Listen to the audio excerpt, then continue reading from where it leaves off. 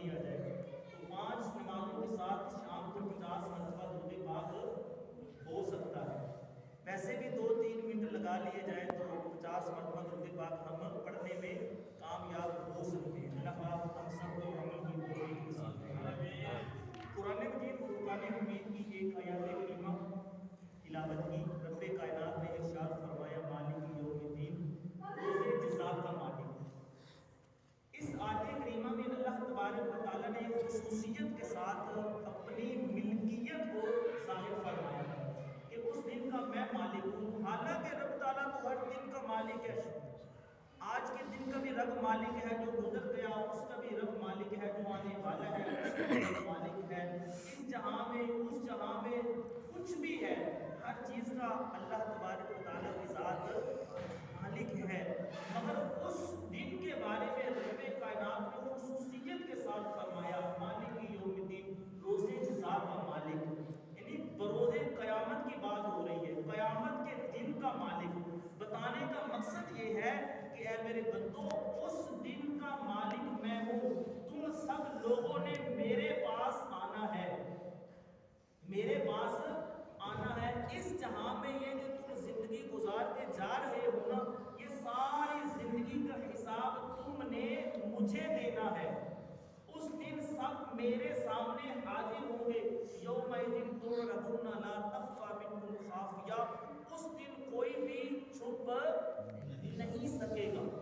سب نے اللہ کی بارگاہ میں حاضر ہوں گے، سب نے اللہ کی بارگاہ میں جانا ہے۔ حضرت سیدنا یعقوب علی نبینا وعلیہ السلام فرماتے ہیں کہ میرا اسرائیل علیہ السلام سے یارانہ دوستی تھی، رب کے نبی تھے نا، تو فرماتے ہیں ایک دن اسرائیل سے میری ملاقات ہوئی تو میں نے ان سے کہا کہ جب میرا آخری وقت آئے نا، مجھے پہلے پیغام بھیج دینا، قاصد بھیج دینا تاکہ میں تیاری کر لوں۔ حالانکہ رب کے نبی یقیناً معصوم ہوتے ہیں، یہ ہمیں سمجھانے کے لیے فرمایا گیا۔ پھر ایک عرصے بعد حضرت اسرائیل علیہ السلام حاضر خدمت ہوئے، اے اللہ کے نبی، میں آپ کی روح لینے آیا ہوں۔ ارشاد فرمایا قاصد تو بھیجا نہیں ہے، بغیر قاصد کے آ گئے، حالانکہ آپ نے وعدہ کیا تھا کہ میں قاصد بھیجوں گا، روح لینے بعد میں آؤں گا، قاصد تو بھیجا نہیں ہے، پہلے روح لینے کے لیے آ گئے۔ تو عرض کی اے اللہ کے نبی، حالانکہ یعقوب علیہ نبینا علیہ السلام سب جانتے تھے، ان کو معلوم تھا یہ سوال انہوں نے ہمارے لیے کیے۔ ارشاد فرمایا کہ میرے پاس قاصد تو بھیجا نہیں اور بغیر قاصد کے آ گئے، مجھے بتا دیا ہوتا تاکہ میں تیاری کر لیتا۔ عرض کی اے اللہ کے نبی، میرا پہلا موت کا جو قاصد تھا وہ یہ تھا کہ آپ جوانی سے نکل کر بڑھاپے کی طرف منتقل ہو گئے۔ کیا یہ میرا پہلا پیغام، پہلا قاصد آپ کے پاس آیا؟ انہوں نے فرمایا تو بالکل آیا ہے۔ دوسرا، آپ کی جسم میں مزید کمزوری آ گئی، آپ کی کمر جھکنے لگی، آپ کی آنکھوں کی بینائی مزید کم ہو گئی، سننے کی طاقت مزید کم ہو گئی، بولنے کی طاقت مزید کم ہو گئی، آپ مزید کمزوری کی طرف جانے لگے۔ کیا یہ میرا دوسرا موت کا قاصد آپ کے پاس آیا؟ فرمایا بالکل آیا۔ ارشاد فرمائے عرض کی تیسرا اور آخری، آپ کے بال کالے سے سفید ہو گئے۔ کیا یہ میرا تیسرا اور آخری قاصد آپ کے پاس آیا؟ بالکل آیا ہے۔ اب میں آپ کو روح لے جا سکتا ہوں۔ دیکھنا یہ ہے کہ ہمارے اس اجتماع میں، ہماری آج کی اس محفل میں کتنے ایسے لوگ ہیں جن کے پاس ایک قاصد آ چکا ہے مگر ابھی تک اس نے تیاری شروع نہیں کی۔ کسی کے پاس 2 قاصد آ چکے ہیں موت کے، مگر ابھی تک وہ تیار نہیں ہے۔ کئی ایسے ہیں کہ ان کے پاس 3 قاصد آ چکے ہیں مگر ابھی تک وہ تیار کرنے کے لیے نہیں ہے۔ حالانکہ سب کو پتہ ہے کہ ہم نے مر جانا ہے، اس جہاں کو چھوڑ جانا ہے، اور یہی بہت بڑی حقیقت ہے جس کو جھٹلایا نہیں جا سکتا۔ حضرت سیدنا آدم علیہ السلام سے لے کر حضور صلی اللہ علیہ وآلہ وسلم کی ذات گرامی تک امام الانبیاء بھی اس جہاں کو چھوڑ کر چلے گئے۔ ہم کیا چیز ہے؟ جانا تو سب نے ہے نا، مگر جانے جانے میں تھوڑا تھوڑا فرق ہے، جانے جانے میں تھوڑا تھوڑا فرق ہے۔ کل نفس ذائقۃ الموت، ہر نفس نے موت کا ذائقہ چکھنا ہے۔ اب اس ذائقے کو چکھنا تو سب نے ہے، مگر فرق ہے، ایک ایسا انسان ہے جس نے ساری زندگی ایک بھی نماز قضا نہیں کی، اسی کے مقابلے میں ایک ایسا شخص ہے جس نے ساری زندگی نماز ادا ہی نہیں کی ہے۔ اب ان دونوں نے مرنا تو ہے، مگر ان دونوں کو جب موت کا ذائقہ دیا جائے گا کیا وہ برابر ہوگا؟ ایسا نہیں ہو سکتا۔ ایک شخص ساری زندگی حلال کی تلاش میں رہا اور ایک شخص ساری زندگی حرام کی تلاش میں رہا، یا اسے تمیز ہی نہیں ہے حلال کیا ہے، حرام کیا ہے، جائز کیا ہے، ناجائز کیا ہے، پاک کیا ہے، ناپاک کیا ہے، اللہ اور اللہ کے رسول کو راضی کرنے والے کام کون سے ہیں، ناراض کرنے والے کام کون سے ہیں، ہمیں اس چیز سے کیا لینا دینا۔ دوسری طرف وہی شخص ہے، اسی طرح کا انسان ہے، وہ پھونک کر قدم رکھتا ہے، بولتا ہے تو پہلے تولتا ہے، سوچتا ہے کہیں اللہ کی ذات ناراض نہ ہو جائے، کہیں نبی کریم صلی اللہ علیہ وسلم کی ذات مجھ سے ناراض نہ ہو جائے، کہیں میرے کسی جملے سے مسلمان بھائی کو تکلیف نہ پہنچ جائے، کہیں میری وجہ سے کسی کو دکھ نہ پہنچے۔ ایسا شخص بھی جب اس جہاں سے جائے گا، ذائقہ تو اس نے بھی چکھنا ہے، رب نے موت اس کو بھی دینی ہے، مگر فرق ہے۔ دیکھنا یہ ہے کہ مجھے جب موت کا ذائقہ دیا جائے گا، میں اپنے اعمالوں کو جانتا ہوں نا، میری راتیں کیسے گزرتی ہیں، میرے دن کیسے گزرتے ہیں، لوگوں کے سامنے میں کیا ہوں اور تنہائی میں کیا ہوں، ہم سب جانتے ہیں، ہم سب کو اپنے اپنے عملوں کا پتہ ہے، اور اسی حساب سے ہی ہمیں موت کا ذائقہ دیا جائے گا۔ کیا ہمارے پاس ایسے اعمال ہیں کہ جب ہم اس جہاں سے جائیں ہمیں موت جو ہے وہ سکون والی دی جائے، وہ مٹھاس والی ہمیں موت دی جائے، جس میں ہمیں لذت محسوس ہو، سکون محسوس ہو، اچھا محسوس ہو؟ یا ہمارے اعمال ایسے ہیں کہ جب آخری وقت ہو، آخری سانسیں لبوں پر ہو، حلق میں جان اٹکی ہوئی ہو اور ہم تکلیف میں ہو، اللہ نہ کرے ایسا کسی مسلمان کے ساتھ ہو، مگر یہ حقیقت ہے اگر ہم چاہتے ہیں کہ آخری لمحات ہوں اور ہماری زبانیں کلمہ طیبہ سے جاری ہوں، پھر ہمیں کچھ نہ کچھ اس جہاں میں رہ کر کچھ نہ کچھ اپنی زندگی کو بدلنا ہے، اپنے آپ کو بیدار کرنا ہے۔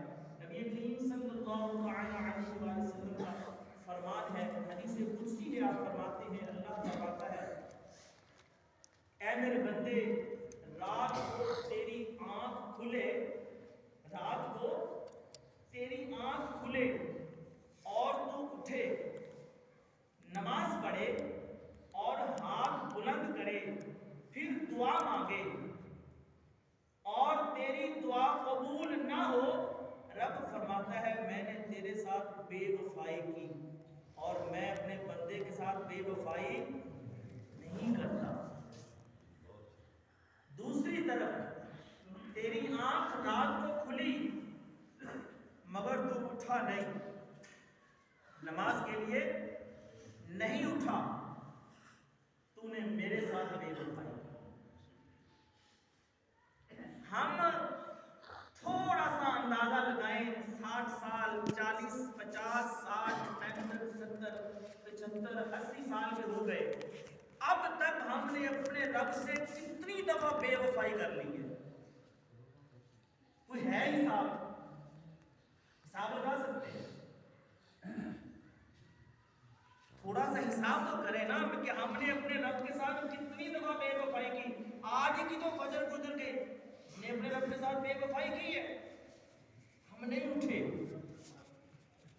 اللہ کی طرف سے مسجد سے آواز آ رہی تھی حی علی الفلاح, آپ کامیابی کی طرف, مگر ہم اس کامیابی کی طرف آنے کے لیے تیار نہیں ہیں.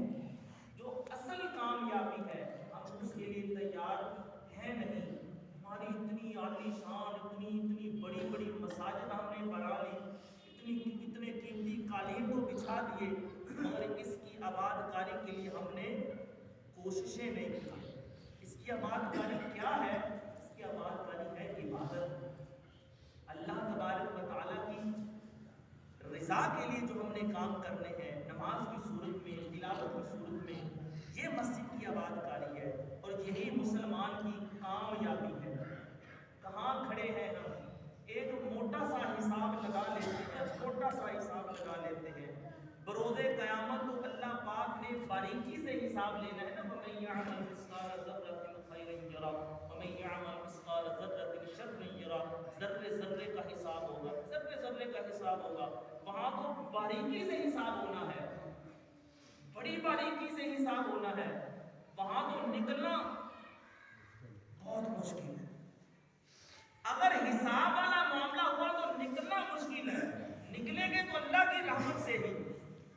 اس جہاں میں ابھی آنکھیں کھلی ہیں, ابھی سانسیں چل رہی ہیں. ذرا ترازو لگا لے, میں اپنا ترازو لگا لیتا ہوں, آپ اپنا ترازو لگا لے. 60 سال کی عمر ہو گئی, 40 سال کی عمر ہو گئی, 40 سال ہی لگا لے. 40 سال میں سے 15 سال نکال دے بچپن کے, بقیہ کتنے 25 سال بچ گئے. اب 25 سال کی نمازیں میرے ذمے ہیں, 25 سال کے روزے میرے ذمے ہیں, 25 سال کی عبادات میرے ذمے ہیں. اب 25 سال میں سے میں نے کتنی نمازیں پڑھنی ہیں اور کتنی میں نے قضا کر دی ہے. اگر میرا ترازو, آپ کا ترازو یہ بتائے کہ آپ نے 25 سال میں قضا زیادہ کی ہے, ادا کم کی ہے, گناہ زیادہ کیے ہیں, نیکیاں کم کی ہیں, لوگوں کا بھلا کم کیا ہے, لوگوں کو نقصان زیادہ پہنچایا ہے, تو پھر وہاں تو باریکی سے حساب ہونا ہے. یہ موٹا حساب لگا کہ ہم نے اپنے آپ کو فیل کر لیا, وہاں کیا ہوگا؟ تو کل نہیں, اپنے آپ کو ہم نے ابھی بیدار کرنا ہے. ابھی اگر ہم نہیں جاگیں گے, اپنے اس غفلت کی نیند جو ہم نے لے رکھی ہے, دن رات سو رہے ہیں, اذانیں ہو رہی ہیں, نمازیں گزرتی چلی جا رہی ہیں, ہمیں کوئی فکر نہیں ہے. حضرت عمر رضی اللہ تعالی عنہ شریف فرما ہے, ایک عورت آتی ہے, کہنے لگی اے امیر المؤمنین, میرا ایک مسئلہ ہے, ذرا حل فرما دے, ایک کیس ہے. فرمائے, اس نے کہا کہ میں نے تیل کی شیشی کا ڈھکن کھولا, وہ تیل کی شیشی میری زمین پر گر گئی اور گرتے ہی ٹوٹ گئی, سارا تیل زمین پی گئی, میرا تیل زمین سے واپس دلوائیے. لوگوں نے ادھر ادھر دیکھا, تیل تمہارا گرا ہے, شیشی تم سے ٹوٹی ہے, اب اس میں امیر المؤمنین حضرت عمر رضی اللہ تعالی عنہ کیا کریں؟ اس نے کہا میں ان کی عدالت میں کیس لے کے آئی ہوں, دیکھتے ہیں یہ کیا فیصلہ فرماتے ہیں. حضرت عمر رضی اللہ تعالی عنہ آپ نے ایک چٹھی لکھی اور اس چٹھی کو بند کر دیا, اور اس آنے والی سائلہ اس عورت کو کہا اس چٹھی کو لے جاؤ اور جس جگہ پر, جس زمین پر تمہارا تیل گرا ہے وہاں پہ جا کے رکھ دینا, اللہ نے چاہا تو تمہیں تیل واپس مل جائے گا. عورت چلی گئی, اس جگہ پہ جا کے وہ چٹھی رکھی, زمین چشمے کی طرح کھلی, تیل نکلا, اس نے اپنی شیشی بھر لی, مگر حیران بڑی ہوئی. آخر حضرت عمر رضی اللہ تعالی عنہ, آپ نے آخر ایسی کون سی بات لکھی تھی بھی یہ جس کو ہم کہتے ہیں یہ بے جان زمین ہے, یہ سنتی نہیں ہے, یہ دیکھتی نہیں ہے, اسے کیا خبر کہ عمر فاروق کون ہے, امیر المومنین کون ہے, چٹھی کیا ہے, لکھا کیا ہے, اسے کیا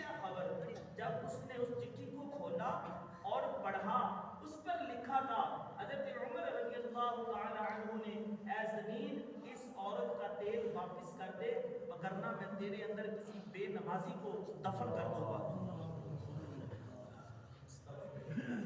زمین نے یہ قبول تو کر لیا، تیل واپس تو کر دیا، یہ قبول نہیں کیا کہ میرے اندر کچھ بے نمازی ہے۔ ہم نے اپنے رب کی کتنی نافرمانیاں کرنی ہیں اور کب تک کرنی ہے؟ ابھی تو ہمارے پاس وقت ہے، ابھی سانسیں چل رہی ہیں، اللہ تبارک و تعالیٰ نے ہمیں ایک موقع دیا ہے، اس موقع سے ہمیں فائدہ اٹھانا ہے، اپنے رب کو راضی کرنا ہے۔ ایک ہی کام کے لیے میں اور آپ ہم سب اس جہاں میں آئے ہیں، وہ ایک ہی کام ہے، ہم نے آخرت کی تیاری کرنی ہے۔ مختصر سی زندگی ہے، آتے ہوئے اذان اور جاتے ہوئے نماز۔ اس مختصر سے وقت میں ہم نے اپنے رب کو کئیوں نے راضی کر لیا اور کئیوں نے ناراض کر لیا۔